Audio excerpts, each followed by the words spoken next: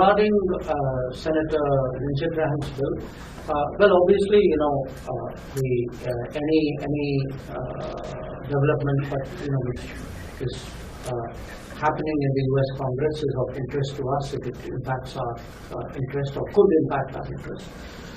So we have been in touch with Senator Graham. The embassy, the ambassador has been in touch. I think our concerns and our interests on energy security have been made conversant to him.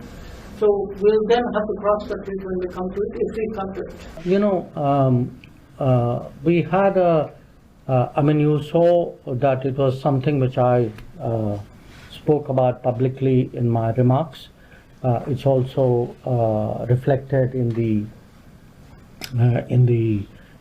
joint statement of the Quad Foreign Ministers meeting. And essentially, with each of my counterparts, I had shared with them the sense that look, the nature of the terrorist challenge, the fact that we have confronted it really over multiple decades, and that we are very resolved today to respond to it very firmly, and that we have the right to defend ourselves. I think that's something which not just Quad partners, but I think many other countries. I was in Europe. You had a lot of countries recognizing that. But what is important for us in the Quad statement, as also the statement which the Security Council had issued on April 25, is that the perpetrators of terrorism must be held accountable. They must be brought to justice.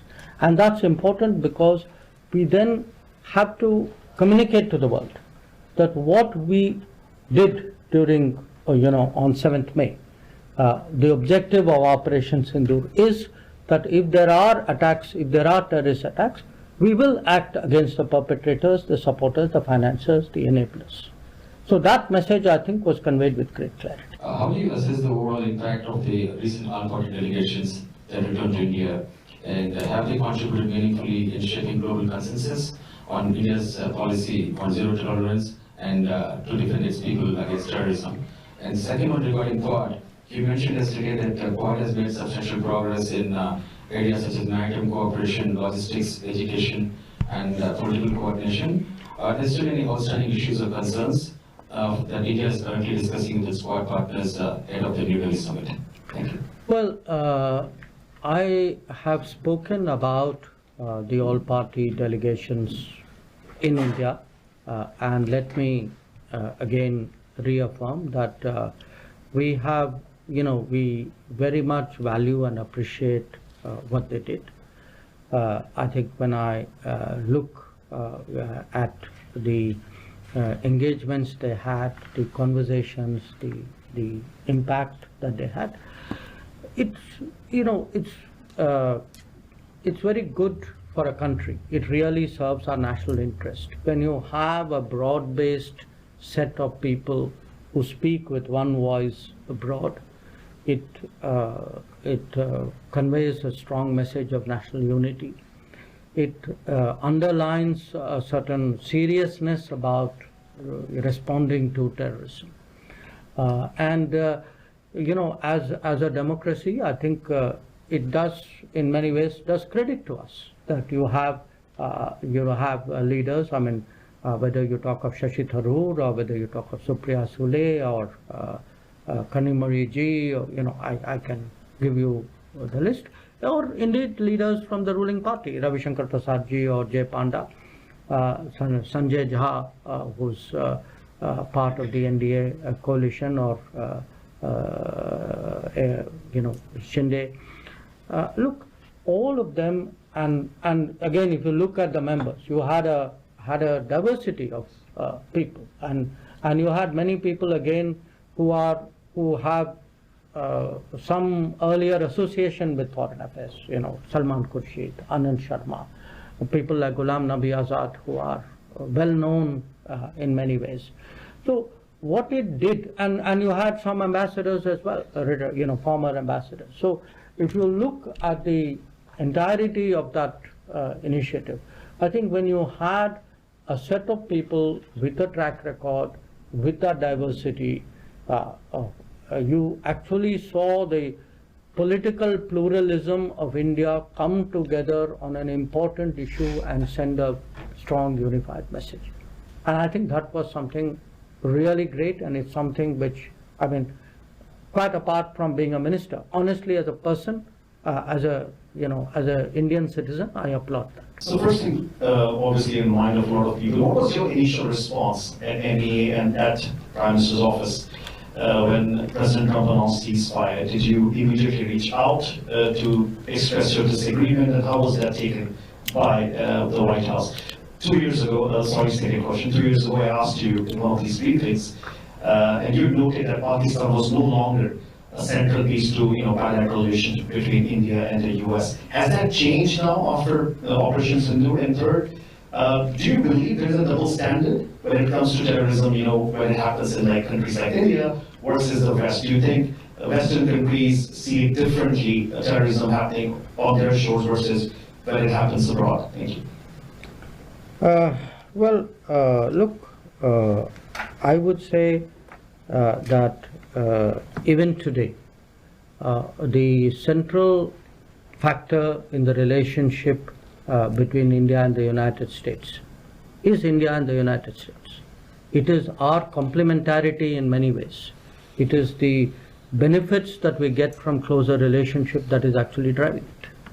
It is not, big relationships are not forged in terms of third countries and where they fit. The comment I made to you earlier, I would say applies even today. That, if I am talking about the when I'm looking at the future of our ties with the United States, or if I even look back at the progress in our ties with the United States over the last 20 years, I would put it to you, a lot of it is, it's about trade, it is about investment, it is about technology, it is about mobility, it is about energy, it is about defense. So I would really urge you to get over the idea that we need to define ourselves vis-a-vis third countries in order to forge ahead somewhere. That is not the case. We are a big country. We are, among the top 5 economies of the world. We are the most populous country in the world. Our influence is growing.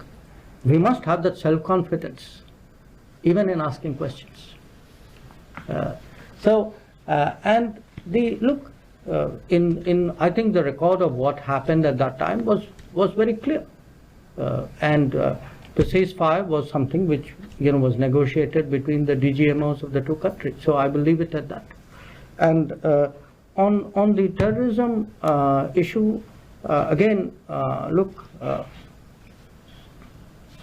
it is a fact that countries, often countries do not take a position when some other country is a victim of terrorism, which they would do when they themselves are. We have, in that respect, honestly been much more consistent and principled.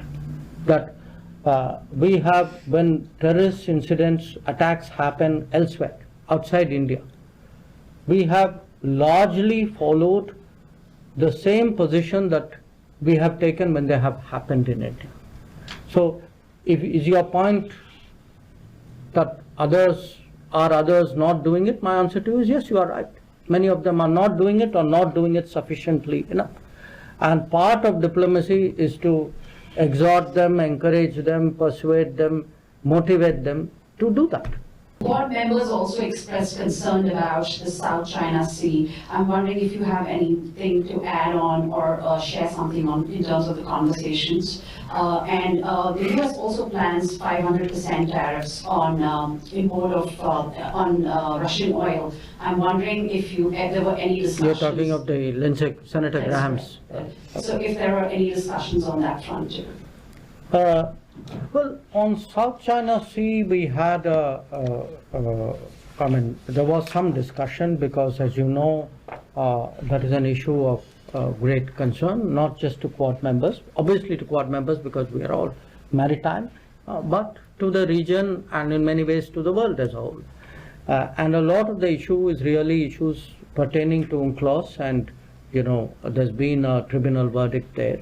And the issue is to find a sort of a solution to the disputes which are there pertaining to that.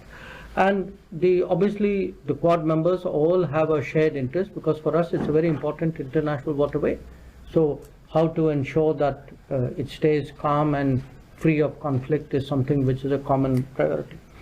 Regarding Senator Lindsey Graham's bill, well, obviously, any development, but which is happening in the U.S. Congress is of interest to us if it impacts our interest or could impact our interest.